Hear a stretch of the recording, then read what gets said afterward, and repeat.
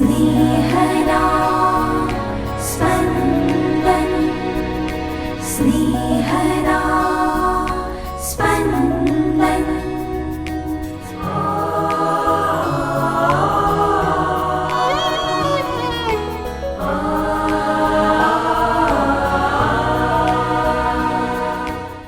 સામાન્ય કાળના બીજા અઠવાડિયાનો શનિવાર. ધર્મસભા આજે સંત પાઉલના હૃદય પલટાનું પર્વ ઉજવે છે. આજના શુભ સંદેશમાં ઈસુ 11 શિષ્યોને દુનિયામાં સઘળે શુભ સંદેશ ફેલાવવાનો આદેશ આપે છે. આ આદેશને લીધે જ આપણે ઈસુના અનુયાયીઓ બન્યા છીએ. આપણે આપણા વાણી, વર્તન અને જીવનથી આ કાર્ય ચાલુ રાખવાનું છે. સાંભળીએ સંત માર્કકૃત શુભ સંદેશ, અધ્યાય 16, કડી 15-18. પછી તેમણે તેઓને કહ્યું, તમે દુનિયામાં બધે જઈને આખી સૃષ્ટિને શુભ સંદેશ સંભળાવો. જેઓ એમાં શ્રદ્ધા રાખીને સ્નાન સંસ્કાર લેશે તેઓ મુક્તિ પામશે. જેઓ શ્રદ્ધા નહીં રાખે તેઓ સજાપાત્ર ઠરશે.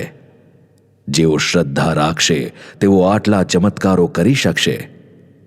મારે નામે અપદૂતો કાઢશે અને નવી નવી ભાષાઓ બોલશે. સાપને પકડવાથી કે હળાહળ ઝેર પીવાથી તેમને આંચ નહીં આવે. અને તેઓ માંદા માણસો ઉપર હાથ મૂકશે તો તે સાજા થઈ જશે. स्नेहदा स्पन्दन स्पन्दन। આજે આપણે સંત પાઉલના હૃદય પલટાનું પર્વ ઉજવીએ છીએ. એમનું હૃદય આજ્ઞાઓ પાળવા માટે મક્કમ હતું. એ આજ્ઞા પાલનમાં તેમણે અનેક માનવોના ભોગ લીધા હતા. કારણ પાઉલને મતે આ બધા માનવો ઈસુને પ્રભુ તરીકે પૂજતા હતા અને એમ નિયમભંગ કરતા હતા. પાઉલને પુનરુત્થાન પામેલા ઈસુ દર્શન દે છે. પુનરુત્થાન પામેલા ઈસુ સાથે થયેલો પાઉલનો ભેટો પાઉલના હૃદયને આજ્ઞાઓને બદલે ઈસુ પર ઢળતું કરી દે છે. હવે પાઉલ માટે જીવવું એટલે ખ્રિસ્ત અને મરવું એટલે લાભ બની જાય છે. આજના શુભ સંદેશમાં પુનરુત્થાન પામેલા ઈસુ પોતાના શિષ્યોને આખી દુનિયામાં બધા સ્થળે મોકલે છે. પાઉલ પ્રતિસાદમાં 3 વખત પ્રેષિતિક પ્રવાસ કરે છે. પાઉલનો પ્રવાસ શરૂ થાય છે સિરિયા દેશના અંત્યોક શહેરથી. ઈસવીસન 45-52 ગાળામાં પાઉલ પહેલો પ્રેષિતિક પ્રવાસ બારનાબાસ અને માર્ક સાથે કરે છે. બીજો પ્રવાસ સિલાસ અને તિમોથી સાથે કરે છે. પહેલો પ્રવાસ અને બીજો પ્રવાસ સિરિયા દેશના અંત્યોક શહેરથી શરૂ થાય છે અને એ જ શહેરમાં પૂરો થાય છે. ત્રીજો પ્રવાસ પાઉલ એકલો જ કરે છે. પ્રવાસ શરૂ થાય છે અંત્યોક શહેરથી, પણ પ્રવાસ પૂરો નથી થતો અંત્યોકમાં. પ્રવાસ પૂરો થાય છે યરૂશાલેમમાં. પાઉલને શુભ સંદેશના પ્રચાર અને પ્રસાર માટે ખૂબ સહન કરવું પડે છે, પણ પાઉલ હાર માનતા નથી. પાઉલને પુનરુત્થાન પામેલા ઈસુમાં શ્રદ્ધા છે, એટલે જ તેમણે સ્નાન સંસ્કાર સ્વીકાર્યો છે. તેઓ ઈસુને નામે ચમત્કાર કરે છે. તેઓ જુદી જુદી ભાષાઓ બોલી શકે છે. તેમના હાથ ઉપર એક વખત સાપ વીંટળાઈ ગયો, પણ પાઉલને જરાય આંચ ના આવી. પાઉલ આજે આપણ સહુ માટે એક આદર્શ છે કે કેવી રીતે ઈસુના શિષ્ય બનવું. આપણામાંના જેઓને ઈસુ સંન્યસ્ત જીવન જીવવાની હાકલ કરે છે, તેઓ તો પાઉલની માફક ઘરબાર છોડીને દેશ પરદેશમાં જ્યાં પણ સેવા માટે મોકલવામાં આવે ત્યાં પહોંચી જ જાય છે. એ જ સાચું સંન્યસ્ત જીવન.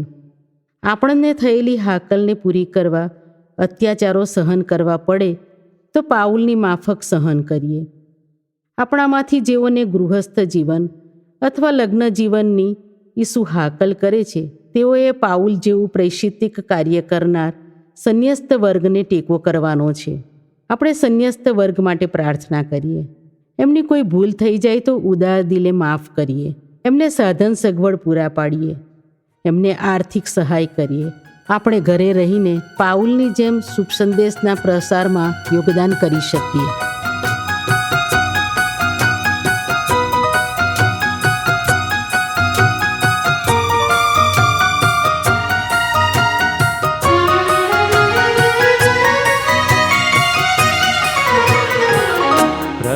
તારી સેવા કરવી છે મારે.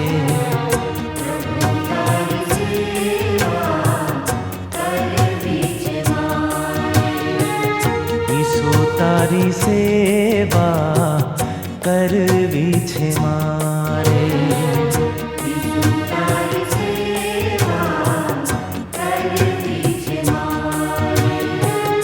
बांसुरी बनूं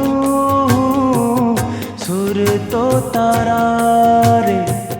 बांसुरी बनूं सुर तो तारा रे.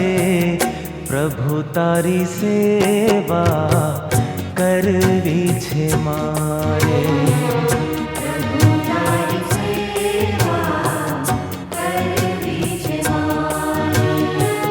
ઈસુ તારી સેવા કરવી છે મારે.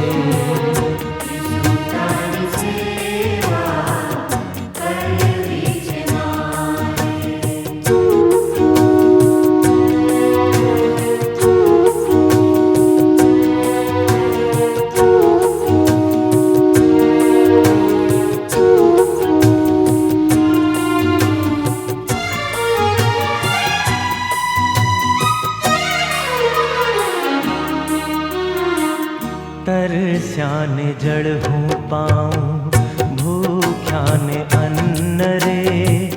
તરસ્યાને જળ હું પાઉં, ભૂખ્યાને અન્ન રે. નિરાશામાં આશ જગાઉં, તારી સંગ સંગ રે. તરસ્યાને જળ હું પાઉં, ભૂખ્યાને અન્ન રે. તરસ્યાને જળ હું પાઉં, ભૂખ્યાને અન્ન રે. નિરાશામાં આશ જગાઉં, તારી સંગ સંગ રે. કરજે સૌનું તું ભલું એ જ પ્રાર્થના રે. કરજે સૌનું તું ભલું એ જ પ્રાર્થના રે. પ્રભુ તારી સેવા કરવી છે મારે.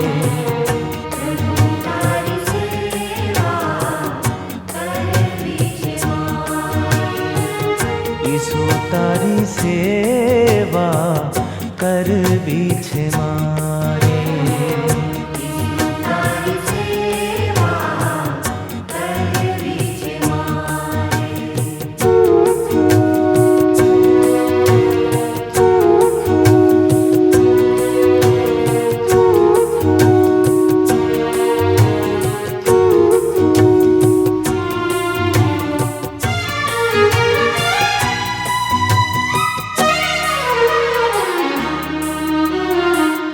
રહે મનના મારું પ્રભુ તારામાં મગન રે. રહે મન અમારું પ્રભુ તારામાં મગન રે. ઝંખે અંતર અમારું એક તુજ મિલન રે. રહે મનના મારું પ્રભુ તારામાં મગન રે. રહે મન અમારું પ્રભુ તારામાં મગન રે. ઝંખે અંતર અમારું એક તુજ મિલન રે. જીવું ત્યાં લગી જપું તારી માળા રે. જીવું ત્યાં લગી જપું તારી માળા રે. પ્રભુ તારી સેવા કરવી છે મારે.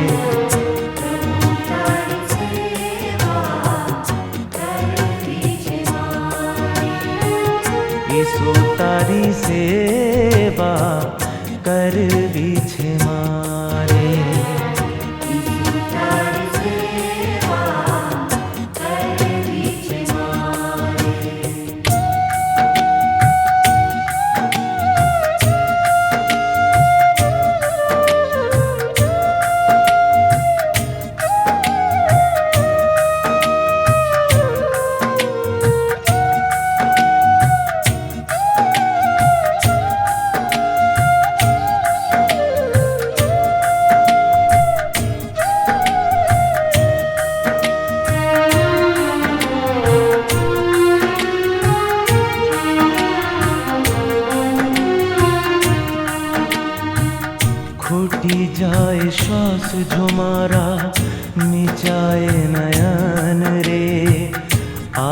આવજે તું રેવા મુજને દે મને વચન રે ખોટી જાય શ્વાસ જો મારા મીઠાય નયન રે આવજે તું લેવા મુજને દે મને વચન રે તેડી લાવજે તું મરિયમ માને સાથ મારે તેડી લાવજે તું મરિયમ માને સાથ મારે